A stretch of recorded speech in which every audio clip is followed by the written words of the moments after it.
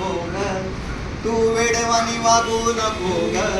तू वेडवानी वागू नको ग, शिकायला लाजू नको ग, ताई शिकायला लाजू नको ग, तू शिकायला लाजू नको ग, तू वेडवानी वागू नको ग, तू वेडवानी वागू नको ग, नाही शिकली ती मागून भागू, ज्ञान कसं तिच्याकडं मागू, नाही शिकली ती नागून भागू, ज्ञान कसं तिच्याकडं मागू, तिच्या दारिद्र्य दुःखाची, तिच्या दारिद्र्य दुःखाची परवड कुणाला सांगू, जाग जा